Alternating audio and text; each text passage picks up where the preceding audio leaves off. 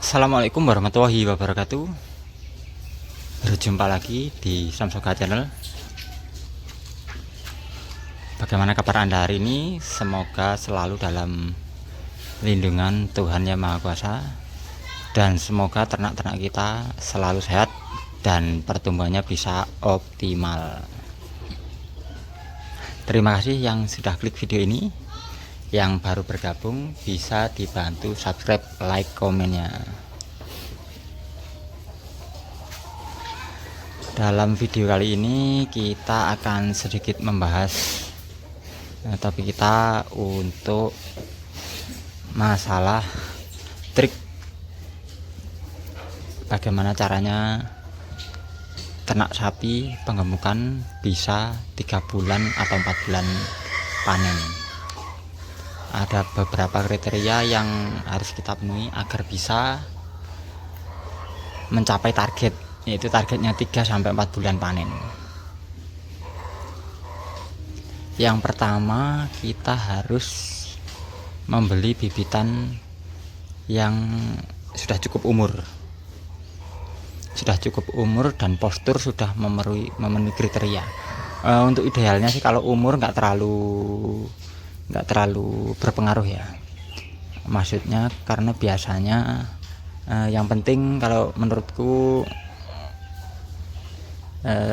spek bodinya, walaupun belum, ibaratnya biasanya kan orang ngambilnya kan seharusnya yang poil. Memang poil itu pengaruhnya agak lumayan besar, tapi kalau poilnya masih poil, ibaratnya poil sapi kencet, itu juga nggak bisa cepet itu. Maksudnya kita juga dikeruskan dengan pertumbuhannya, karena kalau sapi kecendet hanya cepet di gemuknya saja, biasanya seperti itu. Tapi kalau yang penting kalau tafsir ya, anggap saya kriterianya minimal bobot di angka 400 lebih lah ya, minimal 400. Itu target 3 bulan sampai 4 bulan bisa terpenuhi. Contoh saja, masuk di angka 400-an, kalau dalam 3 bulan target kita mencapai 5,5 sampai 6 kintal. Biasanya kan idealnya sapi pedaging kan segitu, 5,5 sampai 6 kintal. Lalu taruhlah per bulan itu kenaikannya sekitar 50%, 50 kilo, dengan ADG rata-rata 1,3 sampai 1,5. Biasanya kan idealnya seharusnya untuk pengemukan kan segitu. Itu insya Allah akan targetnya 3 bulan sampai 4 bulan bisa tercapai. Tapi kalau belinya agak kecil ya, contoh konkretnya saja seperti ini aku beli agak kecil kan, ini beli 16,5, bobot 3 berapa dulu ya, pokoknya masih 300-an kalau nggak salah, masih 300 kurang sedikit,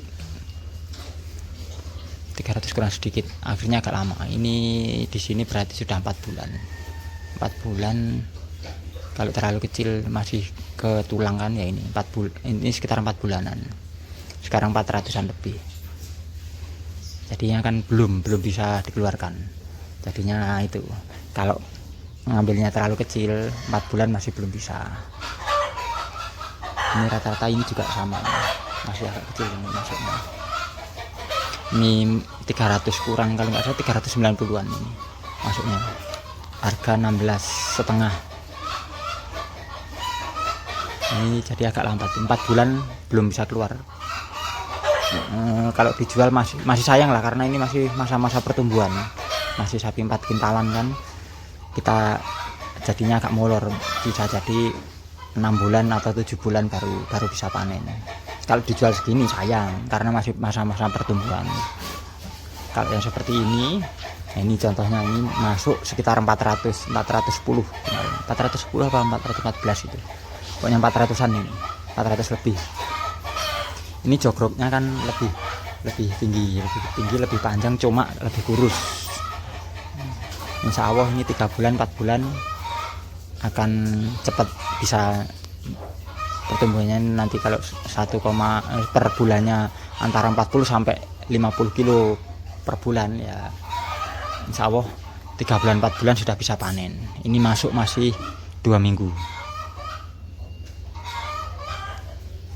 2 minggu yang lalu ini sudah mulai berisi, padahal kemarin datangnya masih kurus. Itu intinya, jangan kalau beli memang ke targetnya agak pendek, kepingin 3 bulan 4 bulan, nyarinya harus yang bobot ideal di angka 400-an ke atas itu bisa. Kalau masih 300-an itu berarti harus molor, di atasnya 3 bulan 4 bulan.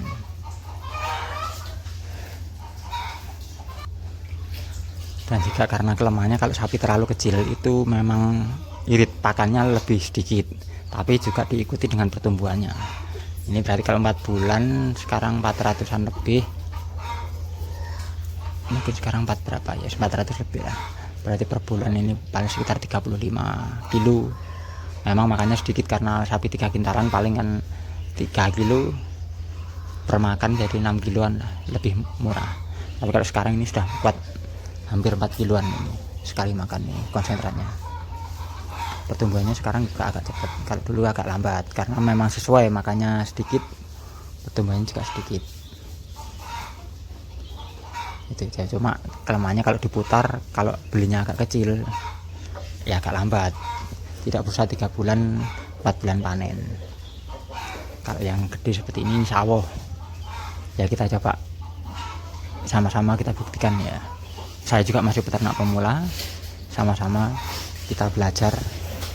Siapa tahu omongan saya salah, tapi dari pengalaman saya seperti itu sih. Kan saya tujuannya sharing, berbagi berdasarkan pengalaman saya seperti itu.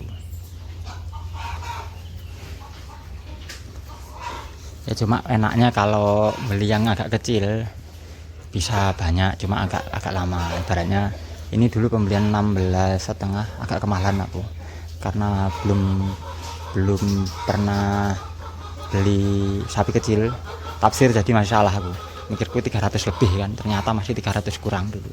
Beli 16,5, kalau nggak salah 294 apa 295 ini masuknya. Kalau yang agak gede karena sudah terbiasa aku, jadi sudah apal, ibaratnya sapi-sapi segini kan 4 kintalan, ini dapat 19,3, jadi enak ini, nggak terlalu kalah. Kalau kecil rata-rata memang agak mahal. Nah, itu kadang-kadang kelemahannya kalau kita beli sapi penggemukan, kalau salah beli bibitan awalnya, nah itu kalau nanti nggak disupport dan pertumbuhan sapinya yang maksimal, nggak bisa tumbuh dengan cepat, wah kita paling tidak 1 bulan itu termasuk kerja bakti, karena biasanya kalahnya banyak kan.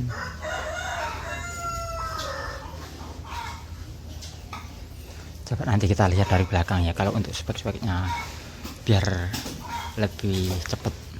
Coba kita ke belakang. Ini sebagai perbandingan ya. Untuk perbandingan, ini jogroknya tinggi, panjang, cuman kurus dia. Pokoknya kan sudah berisian yang ini. Memang itu harganya jogroknya lebih tinggi, lebih panjang, cuma kurus. Dan milihnya jangan lupa kaki-kakinya yang tegap. Nah, seperti ini. Badannya lumayan panjang, cuma agak kurus. Kalau untuk spek pedaging, biar tidak ada ciren jagal atau belantik, cari yang kulitnya tipis. Memang kalau kulit tipis itu potongannya sedikit, nanti jagal walaupun beli agak mahal sedikit itu berani, karena nanti keluarnya kulit itu nggak terlalu banyak. Karena sapi dipotong, sekali potong ini kulit antara 40 sampai 50 kilo, tergantung tebal tipisnya ya. Bobot sekitar 500-600an itu biasanya keluar segitu, sekitar 40 sampai 46 untuk kulitnya saja. Kalau kulitnya tebal, ibaratnya kulitnya kalau tipis kan sekitar 40, kalau kulitnya tebal kan antara 50. Bayangkan kalau 10/10 kilonya dikalikan, anggaplah harga rata-rata dijual sapi gemuk 50 kan sudah 500.000, padahal harga kulit kan nggak sampai 50.000. Nah itu biasanya kan akhirnya jadi perbandingan seperti itu. untuk jadi perbandingannya jagal atau pedagang itu nanti kalau dijual atau dipotongkan lagi ya seperti itu.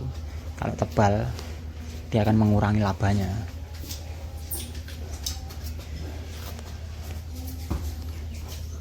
Kulit, setelah kulit cari panjangnya.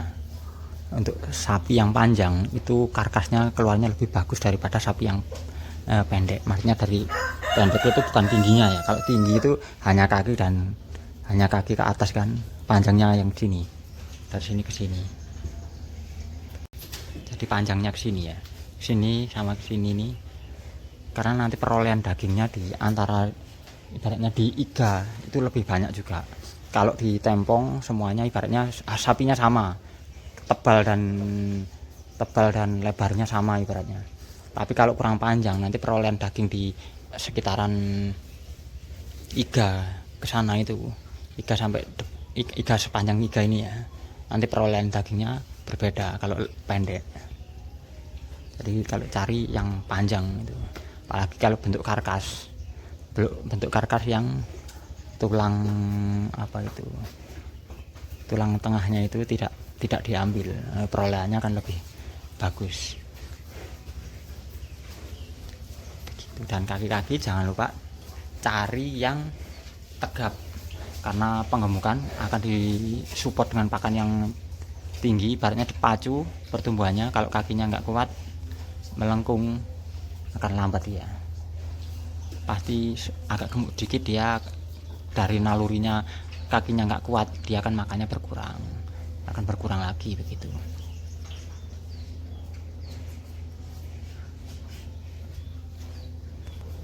Oke, sementara cukup sekian dulu biar videonya nggak terlalu panjang. Nanti kalau ada yang perlu di sharing-sharing, kita berbagi sama-sama. Aku juga masih peternak pemula. Kalau ada yang mau ditanyakan atau mau ngasih saran, bisa di kolom komentar. Sementara itu dulu biar videonya nggak terlalu panjang, nggak bosen. Oke, terima kasih. Salam wirausaha. Mari ciptakan peluang usaha dengan potensimu. Terima kasih. Sampai jumpa di video berikutnya. Assalamualaikum warahmatullahi wabarakatuh.